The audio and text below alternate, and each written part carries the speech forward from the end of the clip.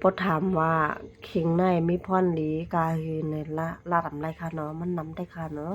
มันก็ได้มีอยู่10ข้อแต่มาซับแรกในแทงนะคะเนาะพรหลีเข่งในนะคะเนาะเอาเครื่องคึดกาบทัดสร้างออกมานะคะเนาะ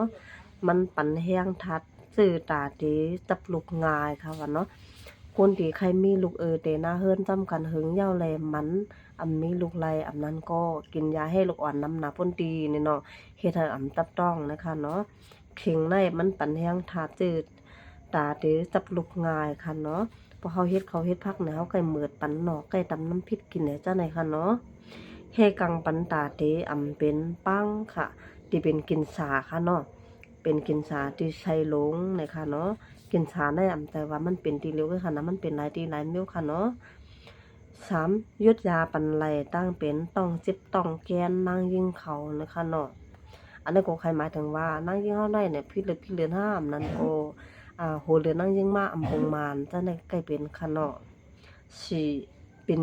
ยาหลีตั้งเป็นครบคืนนะคะเนาะ5ยุดยาหายไหลตั้งเป็นอกเลือดอกใหม่นะคะเนาะ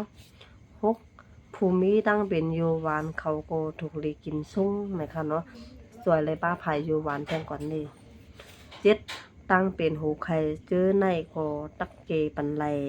8ตานั่งเยื่องป้าต้องเขาโกเป็นยาหลีนะคะเนาะเก่าให้กังปันป้าไหลตั้งเป็นก้นขึ้นตกกล้วยนะคะเนาะเหมือนขาเล็กนะคะใครยินจับตาค่ะตาสีตกกล้วยนะคะนะ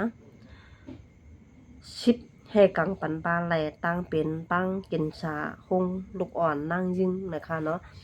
ลูกอ่อนนั่งยิงอันว่าหงลูกอ่อนนั่นเนี่ยข้าวหันปัญหาในน้ำหวัดน้ำค่ะนะมันก็นั่นเนี่ยใครมีลูกอ่อนนั้นก็จับมาเยอะเลยตกแปดนะด่วนตกแปดติ๊กซับต้องจังได๋ค่ะเนาะปัญหามันนำนะคะเนาะมันเป็นมาแน่นที่เป็นมาดีอายุนั่งยิงเฮาเพราะว่ามี26 27กว่าตั้งแต่หน้าเฮือนฮือ30เลยกว่าจังแต่หน้าเฮือนมาสิได้ก็ทำกินยาเจ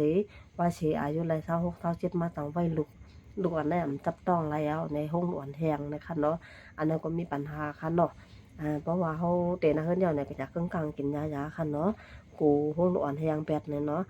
เพราะว่าเป็นจังได๋อุ้ยก็เข้ามาใจกินปันคิงเลยค่ะเนาะไก่เหมือดคิงเฮ็ดข้าวเฮ็ดผักก็เหมือดปันคิงไก่กินคิงเลยมันดีกว่าเกปัญหาที่น่าต้องน่าใช้เฮาที่น่าตูเฮาคันเนาะ